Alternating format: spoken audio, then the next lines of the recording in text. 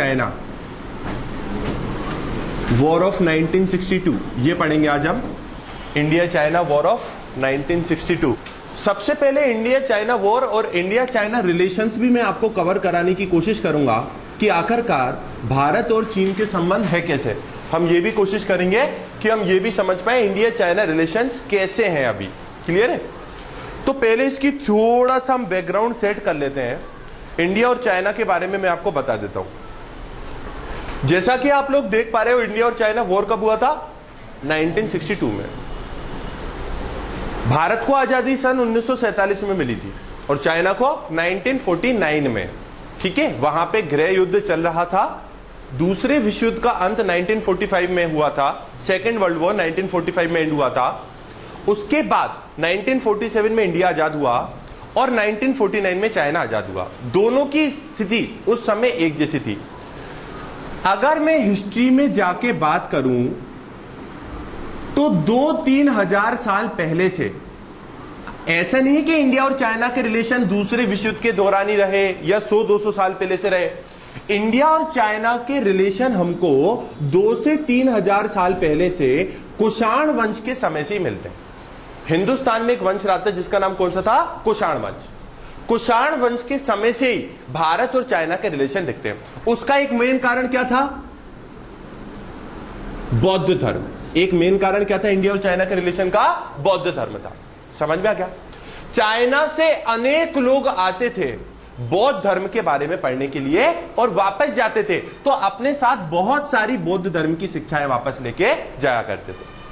तो इंडिया और चाइना का रिलेशन काफी पुराना रहा है, लेकिन 1962 में कुछ ऐसा हुआ कि चाइना के प्रति जितने भी हमारी विचारधाराएं थी उन्होंने पूरा का पूरा 360 डिग्री परिवर्तन ले लिया और आज चाइना वही हमारा दुश्मन है जिसने 1962 के युद्ध में हमारी पीठ पे एक छुरा घोंपा था। China is the enemy that stepped us in the back in the war of 1962। और नेहरू की डेथ को और आग में घी डालने का काम इन्होंने किया था। समझ में आ गया?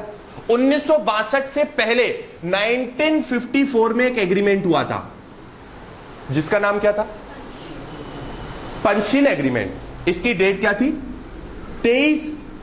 29 अप्रैल 1954 में एक एग्रीमेंट हुआ था जिसका नाम क्या था? पंचशील। किस किस के बीच में? जाओ एनलाई जो चाइना के राष्ट्रपति थे और भारत के प्रधानमंत्री जवाहरलाल नेहरू के बीच में। और इस समझौते में यह बोला गया था कि हम दोनों आपस में कभी भी युद्ध नहीं लड़ेंगे, हम दोनों आगे होकर एक दूसरे पे कभी आक्रमण नहीं करेंगे, हम दोनों एक दूसरे की स्वतंत्रता का और हम दोनों एक दूसरे की संप्रभुता का सम्मान करेंगे और हम आपस में मिलजुल के रहेंगे।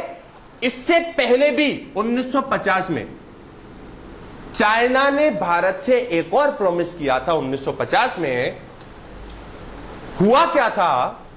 चाइना और इंडिया के बीच में जो मेन एक मसला था पहले, वो था तिब्बत का मसला। उस पे अभी हम आएंगे थोड़ी देर में। तिब्बत एक पूरी तरीके से स्वतंत्र राज्य था। कब तक? 19वीं शताब्दी तक। कब तक था? 19वीं शताब्दी तक, 19th सेंचुरी तक। तो भारत में अंग्रेजों ने एंट्री कब ली थी? 1605, 1606, 1607 में अंग्रेज आ गए थे। अच्छा, अंग्रेजों से पहले भारत में और कोई भी आया था क्या? पुर्तगाली आए थे, पोर्टुगीज आए थे। कब आए थे? 1498 में वास्को डी गामा आ गए थे। भारत में अंग्रेज आए, भारत में पुर्तगाली आए, भारत में फ्रांसीसी आए, भारत में स्पेनिश आए। अलग अलग लोग, अनेक लोग भारत में आए अपने अलग अलग अरमानों को लेके। उसमें से जीती कौन? एक ही शक्ति, जिसका नाम क्या था? Britain, England. इंग्लैंड ये कभी भी नहीं चाहती थी। देखो, आज अभी तक हमने ये देखा है कि इंडिया और पाकिस्तान के वॉर में तो इंग्लैंड का योगदान था। आज मैं आपको ये बताऊंगा, इंडिया और चाइना के जो बीच युद्ध हुआ उसकी नींव भी कहीं ना कहीं अंग्रेजों के गलत निर्णयों की वजह से डली थी। अब कैसे, वो देखते हैं। हुआ क्या था? 19वीं शताब्दी से पहले, शुरू के 20-25 मिनट अपन केवल पूरी स्टोरी समझ लेते हैं, फिर टाइमलाइन बनाएंगे। 19वीं शताब्दी से पहले तिब्बत एक पूरी तरीके से स्वतंत्र राज्य था और उसके हेड कौन होते थे? तिब्बत के दलाई लामा। 20वीं शताब्दी की स्टार्टिंग में, मतलब 1901, 1902, 1903, तिब्बत की कैपिटल का नाम है लहासा। लहासा को कंट्रोल करने की कोशिश कौन करता है? चाइना। चाइना सोचता है कि अब मैं तिब्बत की जो राजधानी है उसको पूरी तरीके से कैप्चर कर लूंगा। और उस समय भारत में कौन थे? अंग्रेज थे। आप ऐसा समझ लीजिए, यहां पे मान लीजिए थोड़ी देर के लिए तिब्बत का एरिया है, ये वाला कौन सा है? तिब्बत का एरिया। यहां पे तिब्बत को टच कौन कर रहा है? जम्मू कश्मीर का एरिया और लद्दाख का एरिया। अक्साई चिन्ह, अक्साई चिन्ह के बारे में सुना है ना आपने? ये तिब्बत है, तिब्बत से टच कौन हो रहा है? अक्साई चिन्ह। दूसरी तरफ कौन है? चाइना। और यहां पे इंडिया, और इंडिया में कौन है उस समय? अंग्रेज। समझ में आ गया? अंग्रेजों को एक बात समझ में आ गई थी कि मेरे को कभी भी भारत पे कोई दूसरे यूरोपीय शक्ति का प्रभाव बढ़ने से पहले ही खत्म करना रहेगा। समझ में आ गया? चाइना का अपना गेम चल रहा था, इंग्लैंड का अपना गेम चल रहा था, रशिया का अपना गेम चल रहा था, और तिब्बत कुछ और ही चाहता था। ये एक मिली जुली खिचड़ी हो गई पूरी तरीके से, जो कब सॉल्व हुई? बहुत बाद में जाके। और कह सकते हैं हम कि आज भी ये मसला पूरी तरीके से सॉल्व नहीं है, क्योंकि चाइना लगातार अपने टेरिटोरियल क्लेम्स को लगातार बढ़ाता चला जा रहा है। अब देखते हैं, तो 19वीं शताब्दी से पहले क्या स्थिति थी? तिब्बत एक पूरी तरीके से स्वतंत्र था। उसका हेड कौन था? दलाई लामा। क्लियर है? ऐसा करिए, आप मेरे साथ साथ बनाते चलिए, छोटी टाइमलाइन अभी बना लेते हैं, फिर जो पूरी टाइमलाइन है वो बाद में बना लेंगे। 19वीं शताब्दी से पहले तिब्बत एक पूरी तरीके से स्वतंत्र राष्ट्र था। 1904 में 1904 में चाइना कोशिश करता है तिब्बत को हथियाने की, लेकिन उस समय भारत में कौन थे? इंग्लैंड था। जिस समय भारत में इंग्लैंड था और चाइना कोशिश कर रहा था तिब्बत को हथियाने की, उस समय पता लगता है इंग्लैंड को कि रशिया ने सेंट्रल एशिया की तरफ प्रस्थान कर दिया है। समझ में आ गया? रशिया कहां की ओर बढ़ रहा था? सेंट्रल एशिया की तरफ बढ़ रहा था। 1906 में अंग्रेजों ने एक बहुत बड़ा गेम खेला। अंग्रेज क्या चाहते थे कि कोई दूसरी शक्ति भारत की तरफ आए या ना आए? ना आए। और रशिया कहां की बढ़ रहा था? Central Asia. तो इसी डर के कारण अंग्रेजों और चाइना के लोगों के बीच में एक संधि हुई, जिसके अंदर 1906 में लॉर्ड कर्जन ने यंग हस्बैंड नाम के व्यक्ति को तिब्बत में भेजा, और यंग हस्बैंड ने चाइना के साथ मिलके एक ट्रीटी की, संधि की, जिसके अंतर्गत 1906 में तिब्बत का पूरा कंट्रोल किसको दे दिया गया? चाइना को। क्यों दे दिया इंग्लैंड ने? क्योंकि वो किसके डर के कारण? रशिया का डर था ना उनको, रशिया है। तो 1906 में उन्होंने क्या करा? किसको कंट्रोल दे दिया? पूरा का पूरा चाइना को कंट्रोल दे दिया। लेकिन क्या जब चाइना को तिब्बत का कंट्रोल मिला था, तब क्या वाकई में ये लोग चाहते थे, तिब्बत के लोग, कि वो चाइना के गुलाम बन के रहे? तिब्बत के लोगों ने साफ साफ मना कर दिया और बोल दिया, हम चाइना के गुलाम बनने के लिए बिल्कुल स्वीकार नहीं है, और चाइना के लोगों को मार के भगा दिया उन्होंने, और यह मसला हो गया। तो तिब्बत क्या था? अभी भी इंडिपेंडेंट मतलब स्वतंत्र। धीरे धीरे 1914 आई। 1914 में ब्रिटेन को, देखिए जैसे जैसे समय बीतता जा रहा था ना, इंग्लैंड को डर था कि भारत उनके हाथ से ना निकल जाए। और क्या इंग्लैंड कभी भी चाहेगा क्या भारत जैसी सोने की चिड़िया उसके हाथ से निकले? मैंने आपको बताया था भारत में कच्चे मालों का कितना भंडार था, तो इंग्लैंड कभी भी नहीं चाहता था। इंग्लैंड ने 1914 में एक समझौता करने के लिए, जिसको शिमला एग्रीमेंट बोला जाता है, 1914 में शिमला एग्रीमेंट करने के लिए ब्रिटेन ने किस किसको बुलाया? तिब्बत को, इंडिया को, तिब्बत को और चाइना के लोगों को। 1914 में शिमला एग्रीमेंट क्यों होना चाहता था? मतलब शिमला एग्रीमेंट में होना क्या था? शिमला एग्रीमेंट में यह डिसाइड करना था कि तिब्बत की जो सीमाएं है ना, उससे भारत के कैसे मसले को हल करा जाए, तिब्बत की और भारत की सीमाओं को कैसे हटाया जाए, यह डिसाइड करना था। अब इस मसले को और डेप्थ में समझने के लिए मैं आपको एक छोटा सा मैप बनवा रहा हूं, पहले आप उसको बनाओ। China, Tibet, China, inner Tibet, आंतरिक तिब्बत, आउटर तिब्बत, बाहरी तिब्बत, ठीक है। 1914 के शिमला एग्रीमेंट में तिब्बत को दो भागों में बांट दिया गया था। एक कौन सा था? इनर तिब्बत। एक कौन सा था? आउटर तिब्बत। जल्दी से देख के बताओ, इनर तिब्बत की रेखा किसको छुएगी और आउटर तिब्बत की किसको छुएगी? अभी रुको, आउटर तिब्बत में भी सबसे पहले कौन सी चीज आएगी? अक्साई चिन्ह। और अक्साई चिन्ह किस जगह का पार्ट है? लद्दाख। यहां पे क्या आ गया? जम्मू कश्मीर। यहां पे क्या आ गया? नेफा, मतलब अरुणाचल प्रदेश। अरुणाचल प्रदेश। अरुणाचल प्रदेश को चाइना अपने नक्शे में दिखाता है और भारत का अंग नहीं मानता है। अरुणाचल प्रदेश के बारे में नॉर्थ ईस्ट फ्रंटियर एजेंसी, इसका फुल फॉर्म याद रखना, नॉर्थ ईस्ट फ्रंटियर एजेंसी के बारे में चाइना यह बोलता है कि यह तो मेरा हिस्सा है और अरुणाचल प्रदेश कभी भारत का था ही नहीं। एक बात ध्यान रखना, चाइना ने 2008 के बाद अरुणाचल प्रदेश पे इतना ध्यान देना शुरू कर दिया है। आपको पता है रिपब्लिक डे पे हर साल झांकी निकलती है हर स्टेट की, पता है कि नहीं पता? हर स्टेट अपनी अपनी झांकी निकालता है। भारत के 29 राज्य ना, तो भारत के 29 राज्य के 29 राज्य झांकी निकालते हैं गणतंत्र दिवस पे। कौन से? रिपब्लिक डे पे। तो वाजिब सी बात है 2008 में अरुणाचल प्रदेश ने भी अपनी झांकी निकाली होगी। चाइना जब अरुणाचल प्रदेश ने अपनी झांकी निकाली तो इससे क्या पता लग रहा है कि अरुणाचल प्रदेश के लोग अपने आप को कौन मानते हैं? इंडिया या चाइना के? इंडिया के। तो चाइना इस पे आपत्ति दर्ज करेगा या नहीं करेगा? चाइना ने इस पे इतनी आपत्ति दर्ज की कि आप लोगों ने वो झांकी क्यों निकाली? इंडिया का पार्ट है ना भैया, आप भले ही दक्षिण तिब्बत के रूप में उसको। समझ में आ रही है पूरी पॉलिटिक्स? अब इस डायग्राम में हमको क्या दिख रहा है? इनर तिब्बत चाइना है, आउटर तिब्बत किसको छू रहा है? अक्साई चिन्ह को, जो किसका पार्ट है? लद्दाख का पार्ट है। 1914 में जो समझौता हुआ था जिसमें तिब्बत आया, चाइना आया, इंडिया था, उसमें यह डिसाइड किया गया कि तिब्बत को दो भागों में बांट देंगे और पूरा का पूरा ये वाला हिस्सा चाइना को सौंप दिया गया और इस वाले हिस्से को स्वतंत्र घोषित कर दिया गया। समझ में आ गया? और चाइना ने भी यह प्रॉमिस किया कि मैं आउटर तिब्बत के मसलों में नहीं बोलूंगा, आपको जो करना है जो करो, मेरी आपकी बिल्कुल रिस्पॉन्सिबिलिटी नहीं है, मैं आपके साथ अच्छी दोस्ती निभाना चाहता हूं। एक मिनट रुको, 1914 में ब्रिटेन ने शिमला एग्रीमेंट क्यों किया था? ताकि भारत की बाउंड्री सेटल हो।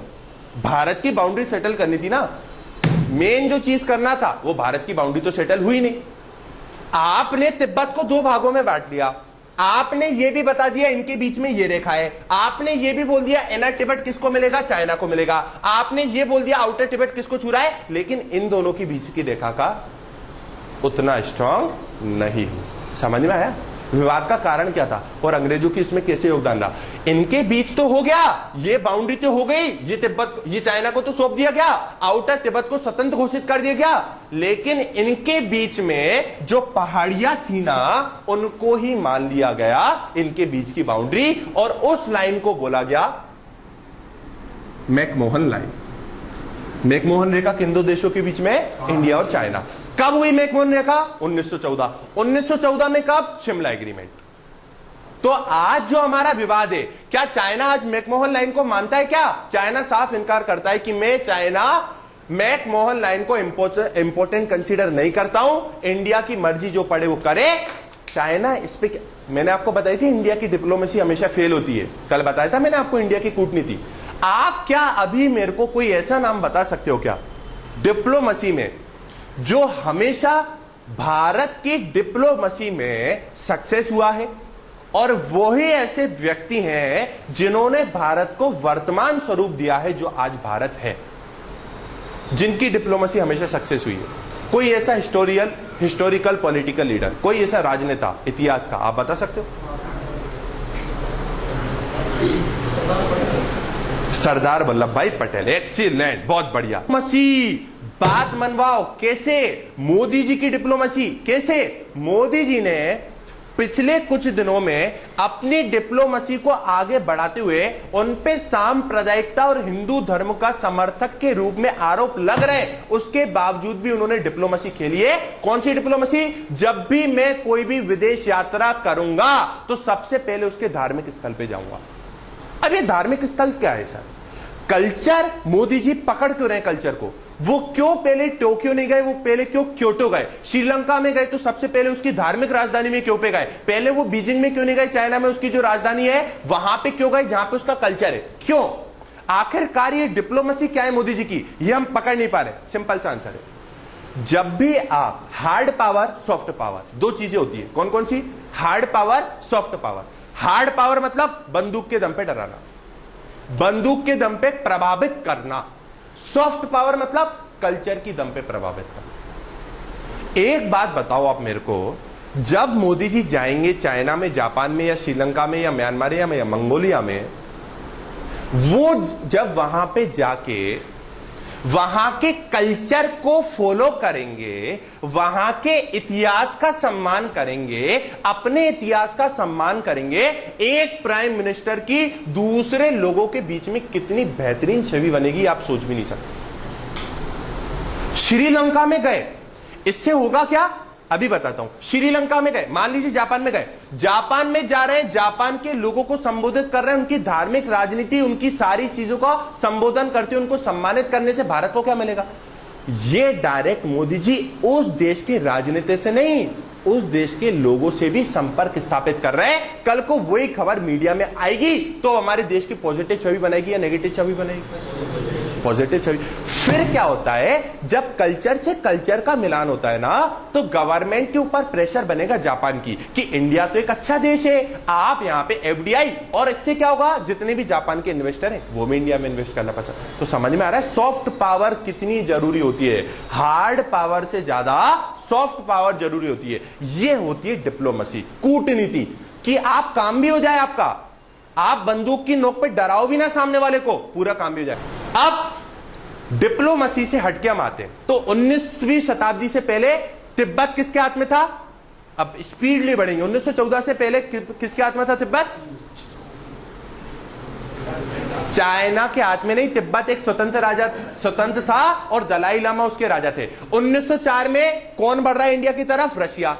तो किसको डर लगा? Lord Curzon. लॉर्ड कर्जन कौन थे? बंगाल के विभाजक करने वाले, और उस को खोना नहीं चाहते थे, इसलिए 1906 में उनके साथ एक संधि करी और पूरा का पूरा तिब्बत किसको दे दिया गया? चाइना। लेकिन तिब्बत के लोगों ने माना क्या? नहीं माना। 1914 में क्या हुआ? शिमला एग्रीमेंट। क्यों हुआ? ताकि बाउंड्री सेटल करी जाए। किस किस को बुलाया? Tibet, China, India. Boundary settle हो गई, दो पार्ट हो गए, एक आउटर एक इनर। आउटर तिब्बत किससे छू रहा है? चाइना। इनर किससे छू रहा है? इंडिया। इनर और आउटर की बाउंड्री में तो विभाजक हो गया, लेकिन ये इससे छू रहा है, ये इससे छू रहा है, इन दोनों की बाउंड्री में विभाजक उतना अच्छा नहीं हुआ। मैकमोहन लाइन इसको नाम दिया गया और आज चाइना इस पे क्लेम करता है कि मैं इसको नहीं मानता हूं। और क्या कहता है चाइना की डिप्लोमेसी? तो सुनो, अभी डिप्लोमेसी भी तो देना पड़ेगी ना आखिरकार। चाइना इसको डिसोबे करता है मैकमोहन लाइन को कि मैं इसको इंपॉर्टेंट नहीं मानता, I don't consider in important and do whatever you want to do India, ये बोलता है चाइना। क्यों?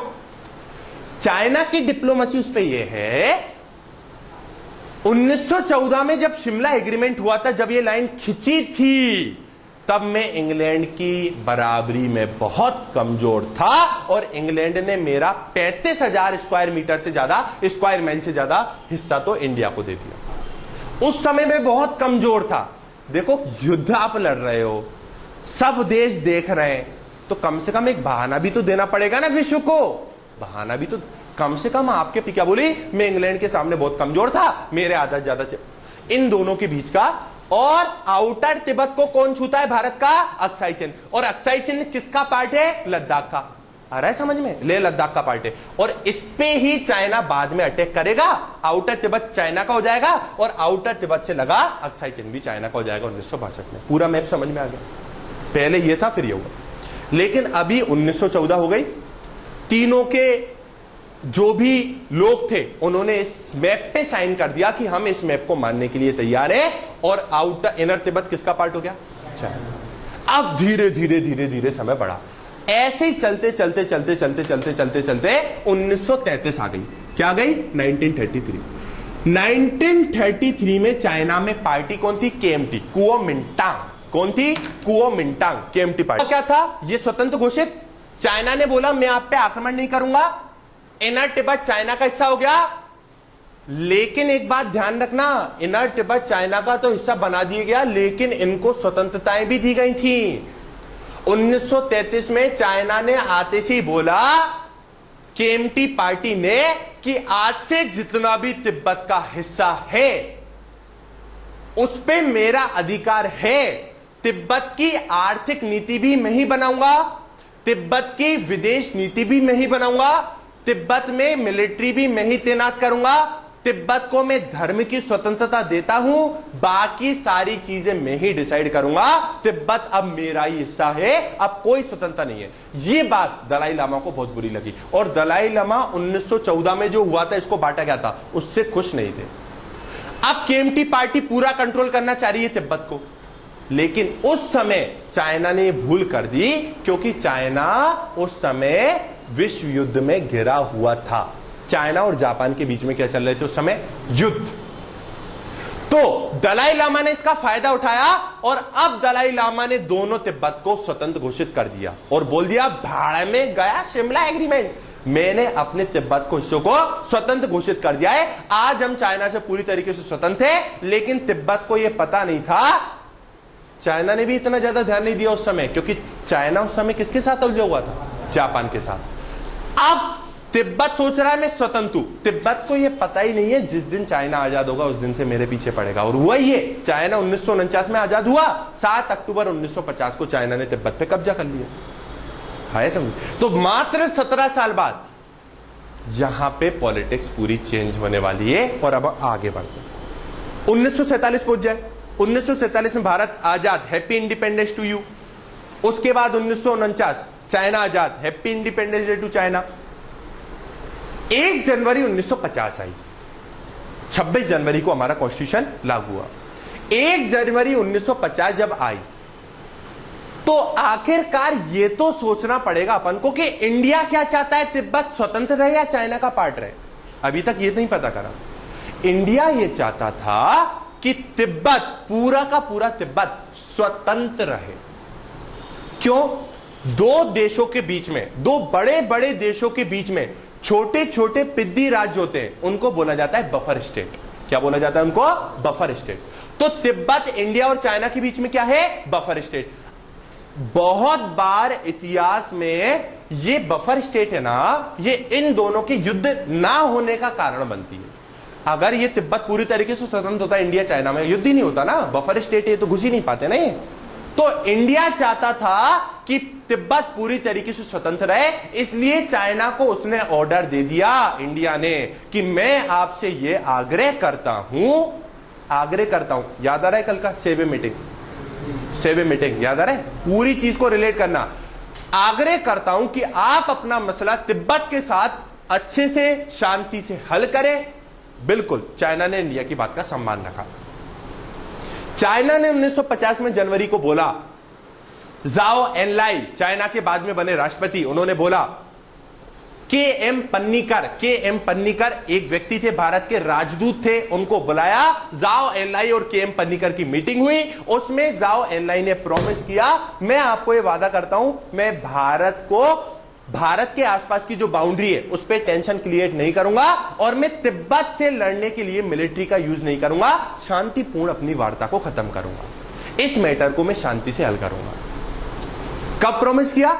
जनवरी 1950। कब प्रॉमिस किया? जनवरी 1950। शांति से हल करूंगा तिब्बत के मसलों को। 7 अक्टूबर 1950 चाइना ने हमको पहला धोखा दे दिया।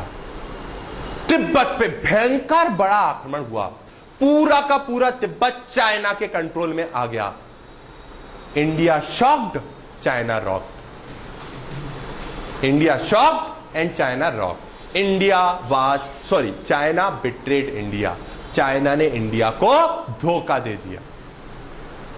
अब इंडिया ने कंप्लेंट की चाइना से, डिप्लोमेसी आ रही है अभी चाइना की। इंडिया ने कंप्लेंट की चाइना से, व्हाट इज दिस मैन, आपने हमसे प्रॉमिस किया था हम ऐसा नहीं करेंगे, तो आपने ऐसा कर कैसे लिया, आप हमको यह बता दो जरा। तो चाइना ने सोचा, इसको तो मैं डिप्लोमेसी से ही निपटा लेता हूं, इससे बात करना मैं इंपॉर्टेंट कंसीडर नहीं करता हूं। चाइना ने क्या डिप्लोमेसी खेली, उसका स्टेटमेंट। भारत अपना ऐसा रुख क्यों रख रहा है? मुझे लगता है भारत इंग्लैंड के प्रभाव में आता जा रहा है और मुझे लगता है भारत भी अब इंपीरियलिज्म शक्ति बनना चाहता है, अपना साम्राज्य विस्तार करना चाहता है और अब यह पूरी तरीके से साम्राज्यवादी हो चुका है। भारत, आप किस तरफ जा रहे हो? जवाहरलाल नेहरू, सॉरी अब नहीं जाऊंगा, गलती हो गई। जवाहरलाल नेहरू ने बोला मैं आपकी बात का सम्मान रखता हूं और मैं इस बात को कंसीडर करता हूं। ठीक है, मैंने आपको तिब्बत का आपका पार्ट मान लिया है, तिब्बत आपका हो चुका है और मैं भी आपसे आगे होकर दोस्ती का हाथ मिलाना चाहता हूं। सेव ए मीटिंग सबसे बड़ी गलती, किसी भी फील्ड में सेव ए मीटिंग सबसे बड़ी गलती होती है। ये मेरे प्रैक्टिकल खुद के अनुभव रहे हैं, इसलिए आपको बता रहा हूं। याद रखना, सेव ए मीटिंग कभी भी नहीं। आप हो स्ट्रांग हो तो मजबूत बनो, मजबूर नहीं। तो भारत के ऊपर जब चाइना ने यह आरोप लगाया साम्राज्यवादी नीतियों का, तो भारत ने बोला हम आपका सम्मान करते हैं, दोस्ती करना चाहते हैं और हम पूरी तरीके से इसको नकारते हैं। हमने चाइना का पार्ट मान लिया तिब्बत को, और भारत की सबसे बड़ी भूल तिब्बत को एक चाइना की स्टेट मान लेना। और उस समय फिर तिब्बत 1951 तक आते आते पूरी तरीके से क्या बन गया था? Chinese state. क्या बन गया था? भारत की जिंदगी की इतिहास की सबसे बड़ी भूल, क्योंकि तिब्बत ने, चाइना ने ये दोनों छीन लिए, इन दोनों की बाउंड्री सेटल नहीं हुई थी, तो अब कहां पे आएंगे? अक्साई चिन पे आएंगे। तो अगर ये मैटर होता ही नहीं, चाइना के, अगर चाइना का कंट्रोल नहीं मानता तिब्बत के ऊपर भारत, तो फिर मसला। लेकिन चाइना की डिप्लोमेसी से 1951 में क्या हुआ? चाइनीज स्टेट बन गया कौन? तिब्बत। अब इंडिया को डर लगना स्टार्ट हो रहा है। क्यों? मेरी बारी तो नहीं है अगली। तो भारत ने कहा समझौता करो। कौन सा? पंचशील। 1954 क्या आई फिर? 1954 29 अप्रैल को इंडिया और चाइना के बीच में जाओ एनलाई भारत में आए और जाओ एनलाई और नेहरू ने मिलकर एक समझौता किया जिसका नाम था पंचशील का समझौता। उसमें अलग अलग बातें कही गई, चाइना ने वो सारी बातों को नकार दिया। लेकिन अगर मैं आपको एक लेवल बताऊं, 1947 से इंडिया चाइना रिलेशन, जल्दी देखिए, 1947 से 1954 तक भारत और चाइना के रिलेशन बहुत अच्छे रहे। इंडिया ने पूरा सपोर्ट करा चाइना को, पूरा सपोर्ट करा। चाइना का उस समय जापान और साउथ कोरिया से विवाद चल रहा था, इंडिया ने चाइना का फेवर करा। 1954 से 57 तक बेहतरीन संबंध अपनी तरफ से, उनकी तरफ से नहीं। 1957 से 1977-75 बेहतरीन बेकार संबंध, सारे आक्रमण यहीं पे हुए। अब आज की स्थिति में चाइना वही दुश्मन है जिसने हमारी पीठ पे छुरा घोंपा, लेकिन आज चाइना हमारे सबसे बड़ा ट्रेडिंग पार्टनर भी है। समझे? चाइना हमारा दुश्मन है जिसने 1962 में छुरा घोंपा था, लेकिन चाइना आज हमारा इतना बड़ा व्यापारिक सहयोगी भी है। करें क्या? व्यापारिक सहयोगी भी है तो सर हिस्ट्री को और थोड़ा जोड़ो। 1914 में फ्रांस और जर्मनी जैसी दोस्ती किसी के बीच में भी नहीं थी। आपको मैं बता रहा हूं इंडिया का मैप, लेकिन जो पाकिस्तान क्लेम करता है वो मैप, पाकिस्तान क्या बोलता है? जम्मू कश्मीर का यहां तक का हिस्सा उसका है, ये पूरा नीला हिस्सा उसका है। तो मैं आज आपको 3 मैप दिखाने जा रहा हूं, इंडिया क्या क्लेम करता है, चाइना क्या क्लेम करता है। तो इससे बढ़िया बात क्या होगी? नोट्स में बाद में आपको जब मिलेंगे तो ये मिल भी जाएंगी, तीनों आपको साथ साथ मिल जाएंगी ताकि आप कंपेयर भी कर पाओ। समझ में आ रहा है आज पूरा का पूरा क्लेम क्या करता है पाकिस्तान? ये पूरा नीला हिस्सा, मतलब लगभग मेरे हिसाब से 80% जम्मू कश्मीर को वो, और ये जो बचा हिस्सा है अक्साई चिन्ह का, दिख रहा है? ये अक्साई चिन्ह पे कौन हिस्सा करता है? कौन? तो मतलब ये तो हिस्सा इंडिया के मैप से चला ही गया है, आगे बढ़ता है।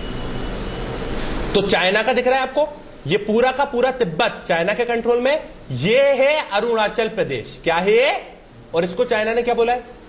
दक्षिणी तिब्बत, साउथ तिब्बत। तो चाइना के क्लेम समझ में आ रहा है? ये अक्साई चिन्ह यहां पे भारत का हिस्सा, लेकिन दिख नहीं रहा होगा आपको।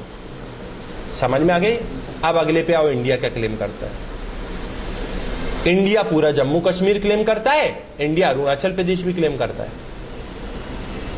तीनों के मतलब समझ में आ रहा है ना?